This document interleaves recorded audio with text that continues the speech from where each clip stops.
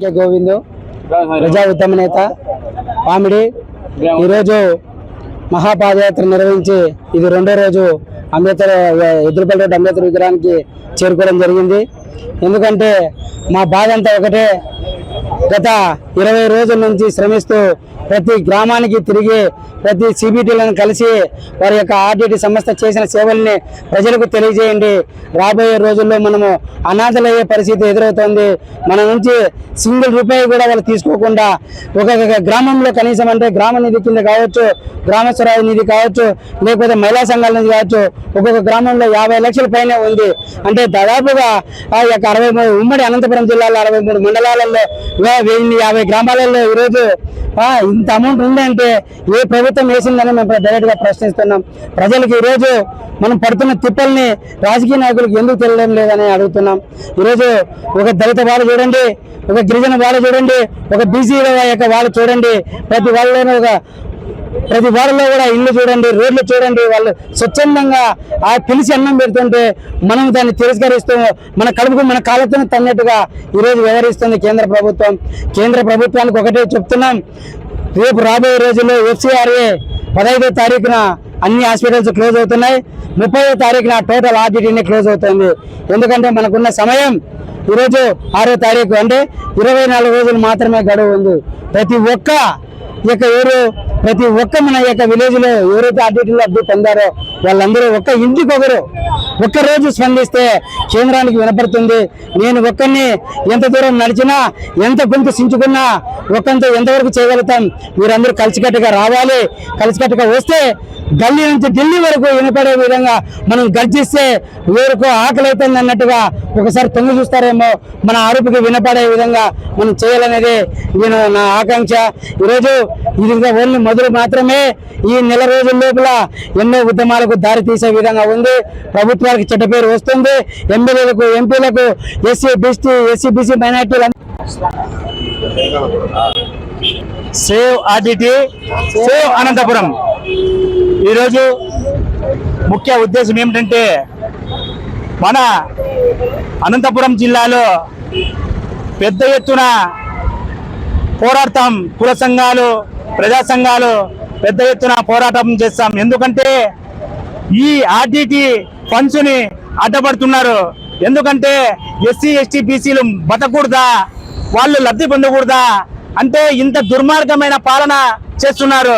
ఈ కేంద్ర ప్రభుత్వం మోడీ గారు కావచ్చు, కూటమి ప్రభుత్వం చంద్రబాబు నాయుడు కావచ్చు, అనంతపురం జిల్లా 14 మంది ఎమ్మెల్యేలు కావచ్చు, ఎంపీలు కావచ్చు, ఈ పేద కడుపుల వర్గాలకి కడుపు కొట్టద్దండి అని ఈ మీడియా ముఖ్యంగా తెలియజేస్తున్నాము. ఎందుకంటే ఆర్టీటీ లేకుంటే ఎస్సీ ఎస్టీ బీసీలు ఎంతో మంది ఇబ్బంది కూడా పడతారు. ఇల్లు లేని వాళ్ళకి ఇల్లు కట్టిస్తున్నారు. ఆడపిల్లలకు కూడా ఎంతో వాళ్ళు డబ్బులు సహకారంతో ఇస్తున్నారు. అదే కాకుండా బత్తలపల్లి హాస్పిటల్ కావచ్చు, హిందూపురం కావచ్చు, కర్నూలు కావచ్చు, ప్రతి ఒక్కరూ వైద్యం కూడా అందిస్తున్నారు. అలాంటి వైద్యాన్ని కూడా మీరు ఈ ఫండ్స్ ని అడ్డం పడవేకి ఇది న్యాయం కాదని చెప్పి ఈ మీడియా ముఖ్యంగా తెలియజేస్తున్నాము. ఈ ఫండ్స్ పంపిలేని పక్షంలో భారీ ఎత్తున రాష్ట్ర వ్యాప్తంగా కుల సంఘాలు ప్రతి ఒక్కరూ ఐకమత్యం తెలుసుకొని భారీ ఆందోళన చేపడతామని చెప్పి అందరికీ మీడియా ముఖ్యంగా తెలియజేస్తున్నాం. జై సేవ, జై ఆర్టీటీ సేవ. వరకు కేంద్ర ప్రభుత్వాన్ని ముట్టడించి తీరుతాం. ఇదైతే నిజం, పచ్చి నిజం. మండల సమాఖ్య నుంచి కూడా మాకు ఎంతో మేలు, వికలాంగులు చాలా మేలు చేసిన ఆర్టీటీ. మా వికలాంగులు అందరూ కలిసి కూడా మన పింఛన్లకు ఏ రకంగా పోరాడినారో అదే విధంగా కూడా ఢిల్లీ వరకు వచ్చైనా మాకు అంత శక్తిని ఇచ్చాడు దేవుడు. అవయవాలు లేవు కానీ మాకు శక్తి అయితే చాలా ఉంది. మేము ఢిల్లీ వరకైనా వస్తామండి. ఈ రోజు ఇది తగ్గేదే లేదు. ఆర్టీటీ కోసం అయితే ఎంత దాకైనా వస్తాం. జై Hind. Save RTT, save RTT. కాపాడుకుందాం. అనంతపురంలో మన యొక్క ఆకలి కేకలు తీర్చడానికి అనంతపురం జిల్లాలో ఎస్సీ బీసీలే కనిపించారని నేను అడుగుతున్నా. ఎందుకంటే ఈరోజు ఒక పూట అన్నం పెడితే చాలు అనే వ్యక్తులు ఎంతో మంది ఈ అనంతపురం జిల్లాలో బ్రతుకుతున్నటువంటి వ్యవస్థని మనం చూస్తూనే ఉన్నాం. ఎందుకంటే